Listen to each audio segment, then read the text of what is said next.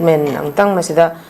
board ka dumari leina ba statement ni uzana thamai si mikhal sel lauraga mihut khallabadi corruption tawraga matik cha da ba mioi thabak khan ba chap mane haidana oja bimol thamlagi dudana tana mihut khan ba da sel laudana afaba matik cha ba miyeng shan ba uraga thabak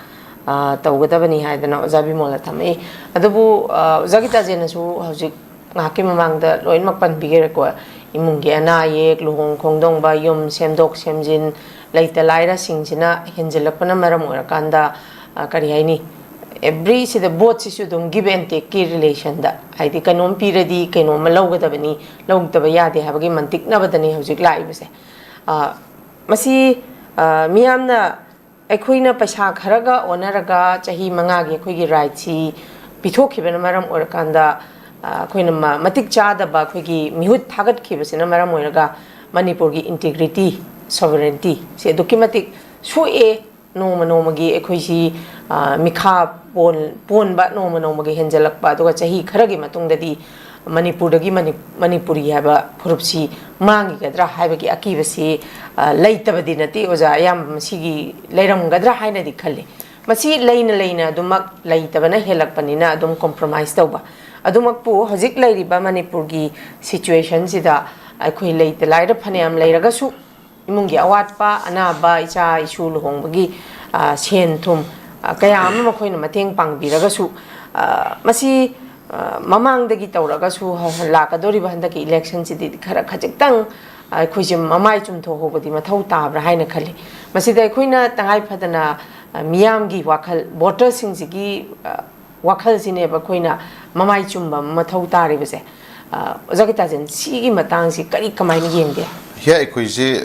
hiram khudimok ta areng puthare akhoi ko akhoi khauri helabani ko gi samren bilisagi gi samren imadi khauri yore do ko haji khauri jate ngaksam helabani khoi adna masam samje pairaga lukhidana ba akhoi kanna senaraga leraga lebi station mane ko chingkhapina ba juse chingkhapina mi thiri ko ana ji akhoi ji yai osai na hajaki bidu neba praja jingsi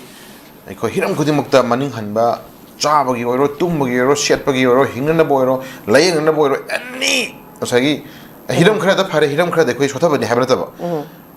mi ama oina hingna bhona matamda from morning dagina hore nonganam da state haida pungkun mari si manung sidi da akhoi dakala yo magi requirement khudimok se haji loina maning khangreb se for example Imphal mayon capital mayon sida haina se bako capital mayon sida nasi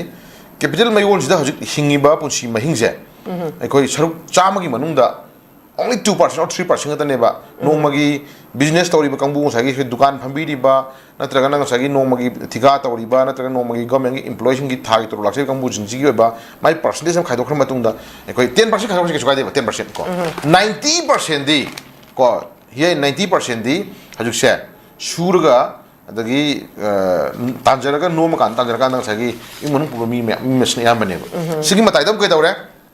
ko IDPs me ama ko Chujapur more Kangpokpi hwari bar koi kan lai ba periphery area koi singada ma du da periphery area koi pas dagi lamjen na lai ba pa chinong mayam nje ko moina puthok charam ma pothok moina su nomjaraga moina dagi lakot transit ai dare ko moina dagi lamba ko di exchange sonar ma dare ko sumna kan pu pot sumna kan pu pot ani je puthok posin donar matungda exchange donar matungda hingminar ba lifestyle je asi nakana pura siraga lai ne ko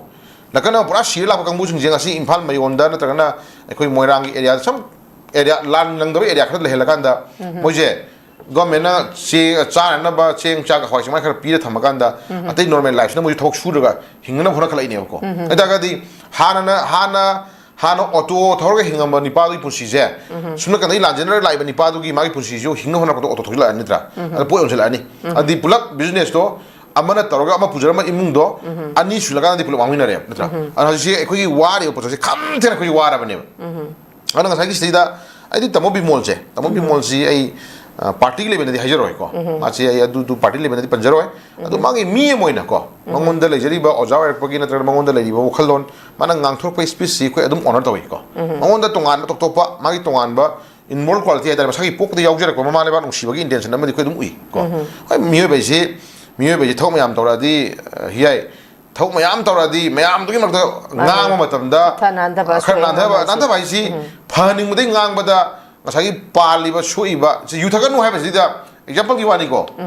ai china yung nung praman to ro je praman ko ngausina ganu hai basida ngausina bida inaw ni pa do yuthe da inaw ni pa kana ko mi yuthe yuthaganu ngang ma matam da phani mi ngang poto lokshin ma hitaga di inaw ko sorry ne batra adamaina laibak yu na wangang ko matam da kitang tawhoning ba ko na ngang mi am hi mar sidu hi ngasagi phayeng tureng tor sa talu mayam yawa mayam se leader khalak palakan di phayeng tureng tor ji ko mami musa mami matha particular palaga ngang do ngang daga particular palaga ngang ro ga din tari musa jana roi ko ana particular palaga ngang daga khra ngang matam se da khra pan ba sopa kang busin du di waro jeni da permane adu ko waro mi sinu de ke dawre adu ko waro mi sinu de ke dawre ꯑꯩꯈꯣꯏꯁꯦ ꯀꯩꯁꯨ ꯐꯅ ꯉꯥꯡꯗꯦꯕꯀꯣ ꯑꯗꯨꯕꯨ ꯃꯣꯏꯅ ꯐꯠꯇꯅ ꯉꯥꯡꯉꯦ ꯐꯅ ꯈꯟꯗꯦ ꯍꯥꯏꯗꯅ ꯑꯩꯈꯣꯏꯅ ꯑꯗꯥꯏ ꯑꯦꯔꯤꯌꯥꯗꯨꯗ ꯑꯩꯈꯣꯏꯅ ꯅꯤꯡꯗꯣꯝ ꯄꯣꯝꯃꯒ ꯅꯠꯇ꯭ꯔꯒꯅ ꯋꯥ ꯉꯥꯡꯅ ꯇꯣꯛꯈꯤꯕꯁꯨ ꯌꯥꯗꯕ ꯂꯩꯌꯦꯕꯀꯣ ꯑꯗꯨꯃꯥꯏꯅ ꯑꯩꯈꯣꯏ ꯇꯧꯕ ꯕꯤꯃꯣꯜꯁꯤ ꯈꯔ ꯑꯗꯨꯝ ꯃꯥꯁꯤ ꯉꯥꯡꯉꯤ ꯑꯗꯨ ꯃꯥꯅ ꯉꯥꯡꯖꯕꯁꯤ ꯏꯟ ꯗ ꯏꯟꯇꯔꯦꯁ ꯑꯣꯐ ꯑꯩꯅ ꯍꯥꯏꯖꯅꯤꯡꯕꯁꯤ ꯍꯣꯏ ꯃꯥꯁꯤ ꯀꯪꯒ꯭ꯔꯦꯁꯀꯤ ꯑꯣꯏꯅ ꯃꯥꯁꯤ ꯇꯤꯀꯦꯠ ꯄꯥꯏꯗꯅ ꯈꯣꯠꯇꯅ ꯚꯣꯠ ꯂꯦꯞꯄꯤꯔꯝꯕꯁꯤ ꯁꯤꯅ ꯑꯩꯒꯤ ꯑꯣꯄꯤꯅꯤꯌꯟꯅꯤꯀꯣ ꯁꯤꯅ ꯑꯩꯒꯤ ꯑꯣꯄꯤꯅꯤꯌꯟꯅꯤ कांग्रेस तो भोट लेपीरमदबिदा को मोइसे आइदी मोइसे मोइगुम मिसे कांग्रेस की भोट लेपीरमदबिदा खोगी मणिपुर की रीजनल कंटेस्ट हादारे को रीजनल प्लेटफॉर्म द लेबीरगा को रीजनल प्लेटफॉर्म द लेबीरकांदा भोट लेफनबिरबा काहनबिरबा मोइसे को अदुगा सेंटर की लेरिबा ngसागी असेंबली द पार्लियामेंट हाउस मनुंग दुइदा लेप डिबेट रो ngang मतमदा ngसागी पॉलिटिकल पार्टी सेंटर की लेबा पॉलिटिकल पार्टी बगी मरुम चखरबनिना हियाई ngang bawa sometimes like pada an khale dana ko pramane adu khogi manipur state ki oina isagi resident platform chatla gang taraga di manipur ki laihau ki obisi khudi makse khoi hena ngang ngi thonam le bi ai ko sai o khne je potoni ko adana hajiti ka daroge bu se praja singna handak tonari praman ka ji khoi yam kan challenging mani ko adana hajisi tagai phadna makhata namu ka hai ni hajik mikhal da sel lawraga म्यूट खल्लबदी corruption तौरगा मतिक चादो मियोय थबक खनबो चप माने हाइरिसे मसी खंगे प्रजाजु मियाम खंगे कनादा भोट पिरगदी फगनी कनादा भोट कहलगदी फगनी जी प्रजाजु खंगे अदुबु लाइरबा अवाबा मागी दरकार लेबा पोषण मसिंग हेंजलाबनिना मसागी मागी दरकार लेबदु खुदमोना मसा मन नारे हुजिको हेको मसा मन नारे नाबसी लेयक न होना मतमदा मसागी पालिसिंग फुमिंग खेम लाम संदोर अनि संदोर हुनदोर प्रमाणिको असुमना कंददी के दौरे अदुगी पुथोरब होना मतलब मयुम योले को हिंखोन योले दगाले खुदुम योले फाउ फंगमद्रे आई तागदी अदु मतेंग पाउयंग ममी थोलक थोलक कान के दौरे मदुदीदा दुम मागी योबा मिनुंगसी मदे खोना फफतब तोखरो मागी मसादु मसुदु मसन मनाउदु कय पुरमदा अखोई कन्न होना को मतलब कनबिबंग को मिदो मिसको ईश्वरने खनताब नत्रो